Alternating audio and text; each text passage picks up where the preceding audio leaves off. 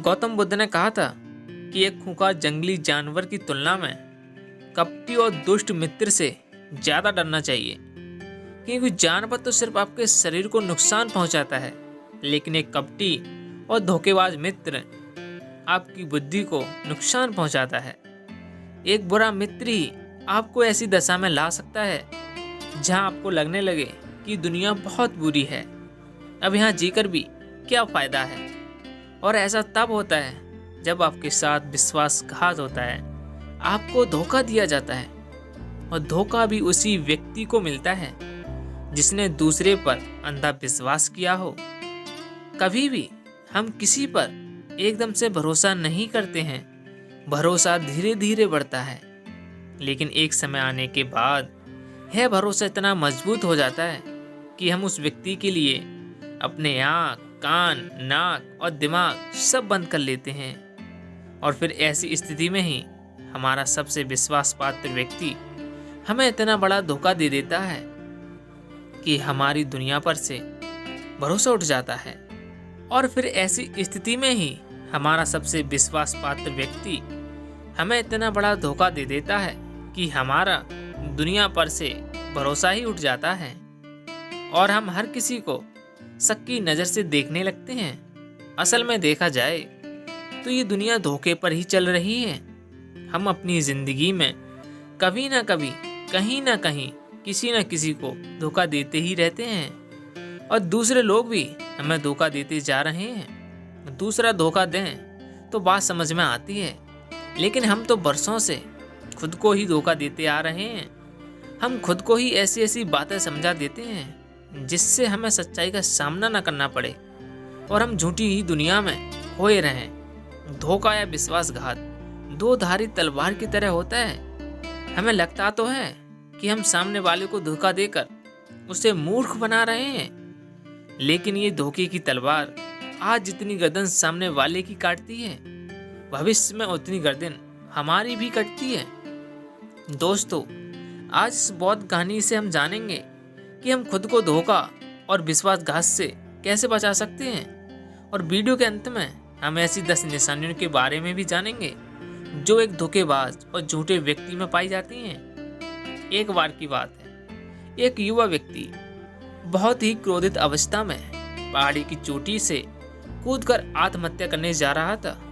जैसे ही वह पहाड़ी की शिखर पर पहुंचा और वह जोर से चिल्लाया, यह दुनिया इतनी स्वार्थी क्यों है, अब मेरे जीने का कोई फायदा नहीं है। उसी पहाड़ी पर एक बौद्ध भिक्षु अपनी ध्यान साधना में व्यस्त थे।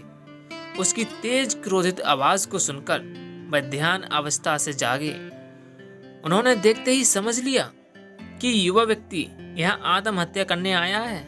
वो व्यक्ति पहाड़ी से कूदने ही वाला था कि बौद्ध भिक्षु उसका हाथ पकड़कर उसे पीछे खींचते हुए बोले, क्या हुआ, आगे का रास्ता खत्म हो गया क्या? व्यक्ति ने कहा कि कैसा रास्ता, यहाँ तो कोई रास्ता ही नहीं है, मैं तो यहाँ से कूदकर आत्महत्या करने वाला हूँ। बौद्ध भिक्षु ने कहा, मरना तो एक दिन सभी को है, लेकिन तुम्हें इतनी जल्दी क्यों है? युवक व्यक्ति ने कहा, क्योंकि दुनिया रहने के लायक ही नहीं है। यहाँ सब स्वार्थी हैं, सब धोखेबाज हैं। मैंने जिस पर भरोसा किया सभी ने मुझे धोखा दिया। मेरे सगे भाई ने मुझे धोखा दिया, मेरे मित्रों ने मुझे धोखा दिया, लेकिन आज तो हद ही हो गई। मेरी पत्नी ने भी मुझे धोखा दे दिया, वो किसी अमीर व्यक्ति के साथ मुझे छोड़कर चली गई। इतने सारे धोखे मिलने के बाद मेरे जीने का कोई मतलब नहीं है। इस स्वार्थी दुनिया में कोई भी भरोसे के लायक नहीं है। यहाँ पर किसी पर भी भरोसा नहीं किया जा सकता है, इसीलिए मैं आत्महत्या करने जा रहा हूँ। बौद्ध भिक्षु ने कहा, क्या तुम स्वार्थी नहीं हो? क्या तुम पर भरोसा किया जा सकता है? युवा व्यक्ति ने कहा, मैंने आज तक किसी को भी धोखा नहीं दिया है, किसी के साथ विश्वासघात नहीं किया है। आप चाहो तो मेरे गांव में जाकर पूछ सकते हो। लोग ही अक्सर मेरा फायदा उठाते रहते हैं, लेकिन मैंने आज तक किसी के साथ बुरा नहीं किया।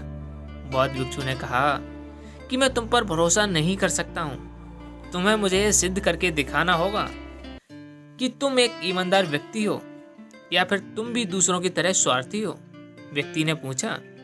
मुझे यह सिद्ध करने के लिए क्या करना होगा? भिक्षु ने कहा, तुम्हें मेरे साथ 1 साल तक मेरे आश्रम में रहना पड़ेगा और तभी मैं यह जान पाऊंगा कि तुम एक ईमानदार व्यक्ति हो या फिर एक धोखेबाज। व्यक्ति ने कहा, ठीक है, मैं आपके साथ आपके आश्रम में 1 साल तक रहूंगा और खुद को यह सिद्ध करके दिखाऊंगा। बौद्ध भिक्षु उस व्यक्ति को अपने साथ अपने आश्रम में ले आए और उसे अपना शिष्य बना लिया। अगले दिन सुबह होते ही उस युवक को अपने पास बुलाया और कहा, मुझे तुम पर भरोसा तो नहीं है, लेकिन फिर भी तुम जाओ और भिक्षा मांग करके लाओ।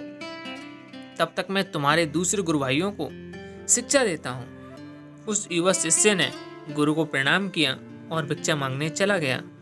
उसने आज से पहले कभी भी भिक्षा नहीं मांगी थी, इसलिए उसे भिक्षा मांगने में तकलीफ हो रही थी। उसके मुंह से भिक्षा मांगने के लिए शब्द नहीं निकल रहे थे।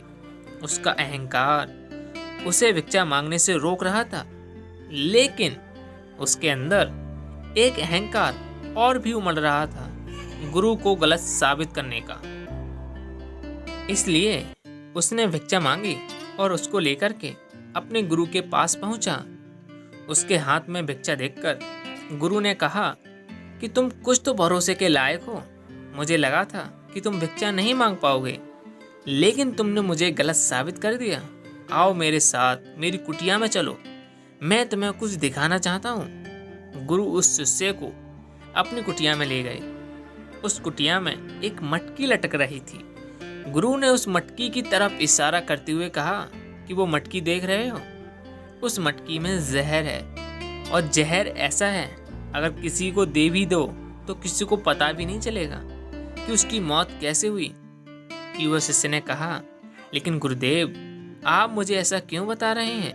बौद्ध भिक्षु ने कहा, मैं बस तुम्हें सावधान कर रहा हूँ कि कभी भी गलती से खा मत लेना। कुछ दिनों बाद गुरु अपने शिष्यों के साथ एक जंगल से गुजर रहे थे। तभी कुछ जंगली लुटेरों ने अचानक उन पर हमला कर दिया। सभी शिष्य अपनी अपनी जान बचाकर इधर उधर भागने लगे, लेकिन ज्यादा उम्र होने की वजह से गुरु नहीं भाग पा रहे थे। यह बात उस युवा शिष्य ने अनुभव की और अपनी बहादुरी का प्रदर्शन करते हुए अपने गुरु को डाकुओं से बचाकर आश्रम तक सुरक्षित ले आया। आश्रम पहुंचकर गुरु ने उस शिष्य की सभी के सामने बहुत प्रशंसा की और कहा, तुम सभी लोगों से अच्छा तो मेरा यह नया शिष्य है जो अपनी जान पर खेलकर मेरी जान बचाई और मुझे सुरक्षित वापस ले आया। आज से मुझे इस पर पूरा भरोसा है। उस दिन के बाद से हर सुबह जब भी गुरु शिष्य से मिलते तो उसे एक बार जरूर कहते कि मुझे तुम पर पूरा भरोसा है। धीरे धीरे गुरु का उस शिष्य पर भरोसा बढ़ता चला गया और वह भरोसा इतना बढ़ गया और गुरु ने उस शिष्य को अपने पास बुलाया और कहा कि मेरा कोई पुत्र नहीं है, लेकिन तुम मेरे पुत्र जैसे ही हो। अब मेरी उम्र हो चुकी है, मैं बूढ़ा हो चुका हूँ, इसलिए मैं चाहता हूँ कि मेरी मृत्यु के बाद इस आश्रम की बागडोर तुम अपने हाथों में ही ले लो। शिष्य ने कहा, गुरुदेव, अगर आपकी यही इच्छा है तो मैं आपकी खुशी के लिए ये जिम्मेदारी भी उठाऊंगा। इतना कहकर शिष्य वहां से चला गया। लेकिन कुछ दिनों के बाद गुरु की तबीयत खराब हो गई तो उन्होंने आश्रम के सभी शिष्यों को बुला के यह घोषणा कर दी कि मेरी मृत्यु के बाद इस आश्रम की बागडोर यह युवा शिष्य ही संभालेगा। धीरे धीरे उस युवा शिष्य की बेचैनी बढ़ने लगी। वो जल्द से जल्द आश्रम को अपने कब्जे में लेना चाहता था। वो हर सुबह जाकर यही देखता कि गुरु के स्वास्थ्य में कोई प्रभाव पड़ा है कि नहीं, लेकिन गुरु का स्वास्थ्य तो दिन प्रतिदिन अच्छा होता जा रहा था। अब तो उसके सब्र का बाण भी टूटने लगा। अब तो उसके रातों की नींद चली गई। अब तो वह यह सोच रहा था कि कैसे गुरु को रास्ते से हटाया जाए और किसी को पता भी ना चले। कभी सोचता कि गुरु को नदी में ढककर दे देता हूँ, लेकिन अगले ही पल उसे ख्याल आया कि गुरु तो अच्छे तैराक हैं, गुरु तो तैरकर बाहर आ जाएंगे। फिर कभी सोचता है कि गुरु को गला दबाकर मार देता हूँ। सब जानते हैं कि मैं गुरु का भरोसेमंद हूँ, इसलिए मुझ पर किसी को शक नहीं होगा। लेकिन फिर भी अगर थोड़ी सी भी चूक हुई तो बात बिगड़ सकती है। कोई ऐसा तरीका ढूंढना होगा जिसमें कि मौत भी हो जाए और सभी को यही लगे कि यह एक स्वाभाविक मृत्यु थी और भगवान को यही मंजूर था। एक बार वह शिष्य गुरु के पास उनकी कुटिया में बैठा हुआ था। तभी उसकी नजर ऊपर लटक रही मटकी पर पड़ी। तभी उसे याद आया कि इसमें जहर है और जहर भी ऐसा है जिसका किसी को भी पता नहीं चलता। उसने सोचा यही सही रहेगा, ये जहर गुरु को दे देता हूँ और किसी को भी पता नहीं चलेगा कि उनकी मृत्यु कैसे हुई और फिर पूरे आश्रम पर मेरा नियंत्रण होगा। एक दिन उसने चुपके से गुरु की कुटिया से वह जहर चुरा लिया और उसे गुरु के खाने में मिला दिया। गुरु ने वह खाना खा लिया और रात में वह सोने चले गए। लेकिन जब सुबह हुई तो पूरा आश्रम जागा, लेकिन गुरु नहीं जागे। शिष्यों ने गुरु की कुटिया में जाकर देखा तो पता चला कि गुरु की तो मृत्यु हो गई है। जब यह बात उस युवा शिष्य को पता चली तो वह अंदर ही अंदर बहुत खुश हो गया और आश्रम को अपने नियंत्रण में लेने का काम शुरू कर दिया। उसी आश्रम में गुरु का एक सबसे पुराना शिष्य भी था। वह चुपचाप यह सारी घटना देख रहा था। वह अपनी कुटिया में गया और वहां से एक औषधि ले आया और वह औषधि गुरु को पिला दी। थोड़ी ही देर में गुरु की चेतना वापस लौट आई और वह एकदम से स्वस्थ होकर बैठ गए। यह सब देखकर उस युवा शिष्य के पैरों तले की जमीन खिसक गई। वह बुरी तरह घबरा गया। गुरु ने बाकी शिष्यों को अपने अपने कामों में वापस भेज दिया और अपने उस युवा शिष्य को अपने पास बुलाकर कहा, क्या तुम अभी भी विश्वास करने के लायक हो? क्या तुमने मुझे धोखा नहीं दिया? क्या तुम स्वार्थी नहीं हो? वह शिष्य गुरु के चरणों में गिर पड़ा और बोला, पता नहीं यह अपराध मुझसे कैसे हो गया। मैंने आज से पहले तो कभी भी किसी को धोखा नहीं दिया। लोग ही मुझको धोखा देते आए हैं, लेकिन पता नहीं कैसे मैंने आज आपको धोखा दे दिया। गुरु ने कहा कि तुम मुझे धोखा दे ही नहीं सकते थे, क्योंकि मैंने तुम पर कभी भरोसा किया ही नहीं था। मैं किसी भी इंसान पर भरोसा नहीं करता हूँ। मैं केवल उसी इंसान पर भरोसा करता हूँ जो मैं अपनी आंखों से देखता हूँ। और मुझे तुम्हारे अंदर लालच दिखाई दे रहा था, और ये लालच भी मैंने ही तुम्हें जानबूझकर दिया था, क्योंकि कोई भी व्यक्ति 3 कारणों से ही किसी के साथ विश्वासघात करता है। पहला स्वार्थ, दूसरा लालच और तीसरा ईर्ष्या। उस युवा शिष्य ने पूछा, लेकिन गुरुदेव, मैं खुद को स्वार्थ, लालच और ईर्ष्या से कैसे मुक्त कर सकता हूँ? गुरु ने कहा, खुद को पढ़ो, खुद को जानो, खुद के भीतर उतरने का प्रयास करो। इंसान के भीतर बड़ी संभावना है। वह खुद को कुछ भी बना सकता है और वह कुछ भी हो सकता है। और जब तुम में कोई बदलाव आए तो खुद के भीतर झांक के देखने का प्रयास करो कि तुम क्यों बदल रहे हो, कौन तुम्हें बदल रहा है, तुम्हारे अंदर यह बदलाव अच्छा है या बुरा। निरीक्षण करने का प्रयास करो। शिष्य ने फिर गुरु के पैर पकड़ लिए और कहा कि गुरुदेव, मैं आपका ही शिष्य बनकर रहना चाहता हूँ और यह ज्ञान प्राप्त करना चाहता हूँ कि मैं कौन हूँ और क्या हूँ और मैं क्यों बदल जाता हूँ। गुरु ने कहा कि हमारे आसपास बहुत से ऐसे लोग हैं और ऐसे बहुत से लोग हुए जो इस बात की मिसाल हैं कि जिन्होंने अपने लालच, स्वार्थ और ईर्ष्या में आकर कभी किसी को धोखा नहीं दिया, किसी के भी साथ विश्वासघात नहीं किया। धोखा इंसान तभी देता है कि जो वो कर रहा है उसे कोई देख नहीं रहा है और यह भविष्य में उसे कभी पता नहीं चलेगा, और जो वो कर रहा है वही सही है। हालांकि पकड़े जाने के बाद खुद को बचाने के लिए तर्क और दे देता है, मैं तो कुछ कर ही नहीं सकता था, मेरे पास तो यही आखिरी रास्ता बचा हुआ था, मैं मजबूर था। लेकिन हर धोखे के पीछे की सच्चाई यही है कि वो सब कुछ जानबूझकर अपने फायदे के लिए करता है। गुरु ने शिष्य की आंखों में देखते हुए कहा कि याद रहे कि जब भी किसी को धोखा देते हैं तो हम उसकी आंतरिक चेतना को ठेस पहुंचाते हैं और वो इतनी बुरी तरह से आहत हो जाता है कि फिर उसका किसी पर भरोसा नहीं रहता। वो अंदर से बहुत दुखी और खुद को बड़ा अकेला महसूस करने लगता है। इसलिए तुम चाहते हो कि तुम्हें कोई धोखा नहीं दे पाए, तो अपने आँख, कान, नाक को खुला रखो। लोगों पर भरोसा तो करो, लेकिन इतना भी भरोसा मत करो कि वो तुम्हारा फायदा उठाने लग जाएं। हमेशा अपना सबसे महत्वपूर्ण कामों का नियंत्रण अपने हाथों में रखो और कभी भी अपने जीवन की बागडोर किसी दूसरे के हाथों में मत दो। और बीच बीच में खुद की भी जांच पड़ताल करते रहो कि जिस धोखे से तुम बचना चाहते हो, तुम तो किसी दूसरे के साथ नहीं कर रहे हो। और भी अगर तुम्हें कोई धोखा दे तो निराश मत होना, क्योंकि हर एक धोखा इंसान को कुछ ना कुछ सिखा कर ही जाता है। धोखा खाने के बाद इंसान पहले से भी ज़्यादा सतर्क और समझदार हो जाता है। इसलिए एक धोखे की वजह से अपनी ज़िंदगी बर्बाद मत करो और इसे एक सीख समझकर आगे बढ़ जाओ।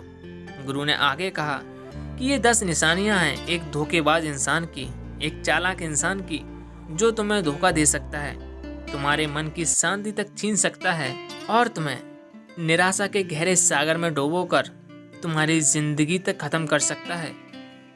पहली निशानी, जो इंसान धोखेबाज होगा, झूठा होगा, वो तुमसे सब कुछ छुपाएगा। तुम्हें उसके बारे में दूसरे लोगों से पता चलेगा और जब तुम पूछोगे तो बोलेगा कि बताना ही भूल गया। तुम्हें उसके साथ बहुत लंबा वक्त बिताने के बाद भी तुम्हें उसके बारे में कुछ खास पता नहीं होगा कि वो तुम्हारे बारे में सोचता क्या है। और तो और तुम हमेशा उसके बारे में दुविधा में ही रहोगे, क्योंकि तुमसे वो हर एक बात छुपाएगा, क्योंकि वह एक सच्चा इंसान है ही नहीं। एक सच्चे इंसान को कोई परेशानी नहीं होती अपने बारे में बताने में। वो लगभग हर एक बात तुम्हारे साथ साझा कर लेता है, लेकिन जो धोखेबाज होगा वो बड़ी ही सावधानी से चलता है। तो यह बात हमें गौर रखनी चाहिए कि जिस इंसान के साथ हम रिश्ते में हैं, जिसके साथ हम प्रेम का सौदा करने वाले हैं, क्या वो अपनी पूरी जिंदगी एक खुली किताब की तरह साझा करता है या नहीं, या वो हमसे चीज़ें छुपाता है। अगर वो छुपाता है तो वो इंसान एक बहुत बड़ा धोखेबाज है। दूसरी निशानी, जो इंसान धोखेबाज होता है और जिसका हमसे सच्चा प्रेम नहीं होता है, उसे हमारी परवाह कभी नहीं होती। हम चाहे उसकी कितनी ही परवाह कर लें, कुछ भी कर दें उसके लिए, लेकिन उसे तुम्हारी जरा सी भी परवाह नहीं होगी। और ऐसा एक बार नहीं, बार बार देखने को मिलेगा। लेकिन हम इसे देखकर भी अनदेखा कर देते हैं। यह हमारी गलती है। ये हमारे मुंह के चलते हुए सच आंखों के सामने होते हुए भी देख नहीं पाते। यह हमारी कमी है। अगर हम थोड़ा होशपूर्वक देखने का प्रयास करें तो हमें पता चलेगा कि उससे हमारी कोई परवाह नहीं है। तीसरी निशानी, जो इंसान धोखेबाज होता है, झूठा होता है, उसकी बातें खुद से मेल नहीं खाती। उसकी जुबान बार बार बदलती रहती है। वो अपनी ही बातों पर खरा नहीं उतरता, लेकिन हम उसकी झूठी सच्ची बातों में फंस जाते हैं, उसे पहचान नहीं पाते। चौथी निशानी, एक धोखेबाज इंसान हमारे सामने तो हमारी चापलूसी और झूठी प्रशंसा कर लेगा, लेकिन वह कभी भी हमारी पीठ पीछे या दूसरों से हमारी प्रशंसा नहीं करेगा और हमें इज्जत नहीं देगा। हम चाहें उसके लिए मर ही क्यों ना चाहें, लेकिन वह कभी भी हमारी प्रशंसा नहीं करेगा और हमें उतनी अहमियत कभी नहीं देगा जितनी हम उसे अपनी ज़िंदगी में देते हैं, क्योंकि वो हमें धोखा देने वाला है। तो हमें बहुत बड़ा धोखा मिले, इससे अच्छा है कि हम पहले सावधान हो जाएं। पांचवी निशानी, वो क्या कहते हैं उस पर ध्यान मत दो, वो तुम्हारे साथ क्या करते हैं उस पर ध्यान दो, क्योंकि बातें कहना बड़ा आसान है लेकिन करना बड़ा मुश्किल है।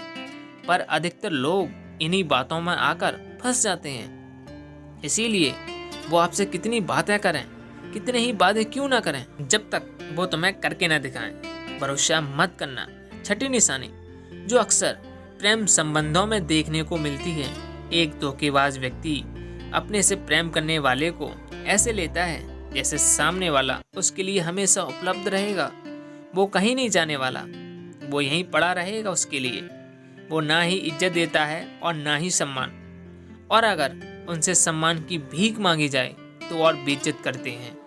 अगर किसी रिश्ते में किसी से गिड़गिड़ाना पड़े, उससे भीख मांगना पड़े कि मुझे अपना समय दो, मुझसे बात करो, तो इससे घटिया रिश्ता कोई हो ही नहीं सकता। जिसको तुमसे सच्चा प्रेम होगा वह खुद चाहेगा कि उसका ज़्यादातर समय तुम्हारे साथ बीते। जिससे तुम्हें समय की भीख मांगनी पड़े तो समझ जाओ कि उसके अंदर तुम्हारे लिए कोई प्रेम नहीं है। साथ में उसके पास हर काम के लिए समय होगा, लेकिन तुम्हारे लिए कभी भी समय नहीं होगा। वो अपनी ज़िंदगी में तुम्हारे लिए कुछ भी नहीं छोड़ेंगे, लेकिन तुम्हें छोड़ देंगे। वो तुमसे बात तभी करेंगे जब उनका मन होगा, ना कि तब जब तुमको उनकी ज़रूरत होगी। वो तुम्हें तो किसी दूसरे इंसान से बदल सकते हैं, लेकिन तुम्हारे लिए कुछ भी नहीं बदलेंगे, ना अपनी आदतें और ना ही अपना स्वभाव और ना ही अपना आराम। 8वीं निशानी, वो तुम्हारे प्रति कभी भी आत्मसमर्पित नहीं होंगे, चाहे कुछ भी हो जाए। हम तुम्हारे साथ हैं, हम तुम्हारा साथ रहेंगे। वो केवल अपनी शर्तों पर तुम्हारे साथ रहेंगे। जब उन्हें आराम होगा और अच्छा लगेगा वो तुम्हारे साथ रहेंगे। अगर उन्हें थोड़ी सी भी तकलीफ हुई तो वो चले जाएंगे, क्योंकि वह अपने आराम से बाहर आकर तुम्हारे लिए कभी भी कुछ नहीं करेंगे। 9वीं निशानी, वो तुम्हें हमेशा दुख पहुंचाते रहेंगे, कभी जानबूझकर तो कभी उन्हें पता भी नहीं चलता कि वो तुम्हें कितना दुख पहुंचा रहे हैं, और तुम्हारे दिल को ठेस पहुंचती रहेगी। जो इंसान तुमसे सच्चा प्रेम करता है उसके साथ तुम्हें खुशी महसूस होगी। उसके साथ रहने पर तुम्हें ऐसा लगेगा कि तुम हल्के होकर हवा में उड़ रहे हो। अगर तुम एक धोखेबाज गलत इंसान के साथ रिश्ते में हो तो तुम्हें सब कुछ भारी भारी और बोझिल लगेगा। ऐसा लगेगा जैसा कुछ ठीक नहीं हो रहा है। तुम्हारे अंदर से यह आवाज़ आएगी कि ये रिश्ता ठीक नहीं है तुम्हारे लिए। अगर तुम उसे सुनकर भी अनसुना कर देते हो तो ये तुम्हारी गलती है। 10वीं निशानी, तुम उनकी ज़िंदगी में कहीं नहीं होते, कोई विशेष जगह नहीं होती तुम्हारी उनकी ज़िंदगी में। वो जब चाहें तुम्हें बड़ी आसानी से अपनी ज़िंदगी से बाहर कर सकते हैं और उन्हें कभी कोई फ़र्क नहीं पड़ेगा। अगर तुम्हें भरोसा नहीं और सच्चाई जाननी है उनकी तो कुछ दिनों के लिए उनकी ज़िंदगी से गायब हो जाओ। उन्हें कोई ज़रा भी फ़र्क नहीं पड़ेगा, बल्कि वह तो खुश हो जाएंगे। अच्छा हुआ मुसीबत गई हमारी ज़िंदगी से, अब हम और ज़्यादा आज़ाद हैं। अब हम जो चाहें वह कर सकते हैं। दोस्तों, अगर आप भी ऐसे इंसान के साथ रिलेशनशिप में हैं तो होश में आ जाइए और जितना जल्दी हो सके इससे बाहर आ जाइए। यकीन मानिए, ऐसे रिश्ते से बाहर आकर आपको शांति, सुकून, प्यार सब कुछ मिलेगा। और क्या सिर्फ वही इंसान है इस दुनिया में? आप एक बुरे इंसान को छोड़ेंगे तो 10 अच्छे इंसान आएंगे आपकी ज़िंदगी में जो आपको सम्मान देंगे, प्यार देंगे। जब तक आप एक झूठे इंसान के साथ जुड़े रहेंगे आपको दूसरे अच्छे इंसान दिखेंगे ही नहीं। और जैसे ही आप एक धोखेबाज इंसान को छोड़ेंगे आपकी ज़िंदगी में अच्छे इंसान आने शुरू हो जाएंगे। एक बात और, आजकल जिन लोगों के साथ रिलेशनशिप में, प्यार में धोखा होता है वो कहते हैं कि प्यार व्यार कुछ नहीं होता है, सब कुछ धोखा होता है। आजकल सब कुछ झूठ है, लेकिन यह पूरी तरह सही नहीं है। वो इंसान जिसने आपको धोखा दिया है वह प्यार का मतलब नहीं जानता था। और आज भी दुनिया में ऐसे बहुत से लोग हैं जो प्यार करना भी जानते हैं और उसे निभाना भी जानते हैं। जिन जिन लोगों के साथ धोखा हुआ वो तो अपनी तरफ से सच्चा प्यार ही कर रहे थे ना। प्रेम तो ईश्वर का वरदान है, प्रेम पर ही दुनिया टिकी है। लेकिन एक गलत इंसान आपके प्रेम को नहीं समझ पाया तो इसका मतलब ये नहीं कि इस दुनिया में प्रेम ही नहीं है। ये दुनिया प्रेम से ही चलती है। ये हंसती नाचती दुनिया प्रेम करने वालों की बदौलत है। अंत में एक बात और दोस्तों, अगर आपको अपने परिवार वालों से धोखा मिले या फिर आपको कोई गलत फहमी हो गई हो तो कोशिश यही करिएगा कि आप लोग एक दूसरे की बातों को समझें, एक दूसरे को जानें और एक दूसरे को माफ़ करें। क्योंकि दोस्तों, आपको बहुत सारे लोग मिल जाएंगे लेकिन आपके परिवार जैसे लोग आपको पूरी दुनिया में कहीं और नहीं मिलेंगे। हाँ, उनकी बात अलग है जो आपके परिवार से थोड़े बाहर के लोग हैं, जैसे आपका मित्र, फिर आपका कोई परिवार के सगा संबंधी या फिर वो आपका कोई पड़ोसी। लेकिन परिवार के लोगों को माफ़ करने में ही समझदारी है। तो दोस्तों, कैसी लगी ये कहानी आपको? कमेंट सेक्शन में ज़रूर बताना और इस चैनल को सब्सक्राइब जरूर कर लेना, क्योंकि हम दुनिया देश की बातें नहीं करते, हम आपके बदलाव की बातें करते हैं, आपके मन की बातें करते हैं, आपको खुद को समझने में आपकी सहायता करने वाली बातें करते हैं। और खुद को खुद से समझने और खुद को जानने से बड़ा काम, बड़ा कर्म इस दुनिया में कुछ हो ही नहीं सकता। और साथ में नोटिफिकेशन बेल को दबाना मत भूलना, क्योंकि जब भी हम वीडियो डालेंगे तो आपको पता तो चलना चाहिए कि हमने वीडियो पोस्ट कर दी है। वरना तो अगर आप बीच में ही कोई वीडियो छोड़ देंगे तो ज्ञान आधा अधूरा रह जाएगा, और आधा अधूरा ज्ञान बड़ा खतरनाक होता है, याद रखना है यह बात। तो चलिए दोस्तों, ध्यान करते रहिए और अपने मन को शांत करते चले जाइए, विचारों को समझते चले जाइए। तो मिलते हैं फिर से एक और वीडियो में, तब तक के लिए अपना ख्याल रखें। नमो बुद्धाय।